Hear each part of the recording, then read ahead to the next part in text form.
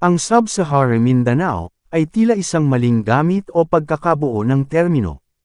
Ang Sub-Sahara ay karaniwang ginagamit sa heograpiya upang tumukoy sa mga bansa o rehiyon na nasa timog ng Sahara Desert sa kontinenteng Africa. Wala itong direktang kaugnayan sa Pilipinas o Mindanao. Pero kung ang Mindanao ang basihan ay ito ang maaring dahilan. Sub-regions of Mindanao, maaaring ito ay tumutukoy sa mga rehiyong bumubuo sa Mindanao tulad ng Northern Mindanao, Region 10, Davao Region, Region 11, Region 12, Caraga, Region 13, at Bangsamoro Autonomous Region in Muslim Mindanao, BARMM.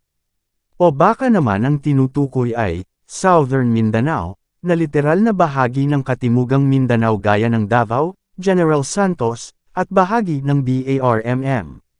At mukhang ginagamit nila ang Sub-Saharan Mindanao bilang malikhaing o makasining na termino, posibleng metaphorical o simboliko sa isang kanta. Hindi ito isang opisyal na geographical na termino. Number 1, hinango ito sa ideya ng Sub-Saharan Africa. Kilala ang Sub-Saharan Africa sa mga tema ng kahirapan, kaguluhan, resiliency, at kultura. Maaaring ginamit ito sa konteksto ng Mindanao para ipakita ang mga paralel, tulad ng pakikibaka sa kahirapan, kaguluhan, conflict, o mayaman sa kultura at musika.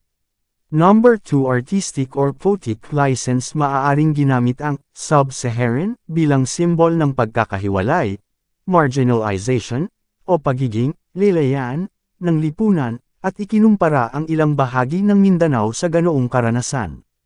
Karanasan o obserbasyon sa mga lugar sa Mindanao. Panlipunang isyu, kaguluhan, kahirapan, pag-asa, pagkakakilanlan. Metaphor o symbolism. Ginagamit ang mga salitang tulad ng Sub-Saharan para iparating ang lalim ng damdamin o realidad. Musikal na inspirasyon. Maaaring hango sa mga tunog ng ethnic music, rap, spoken word, o protesta. Mr. Kasagpa here, subscribe muna yan para updated ka sa panibagong videos. Maraming salamat po and God bless you.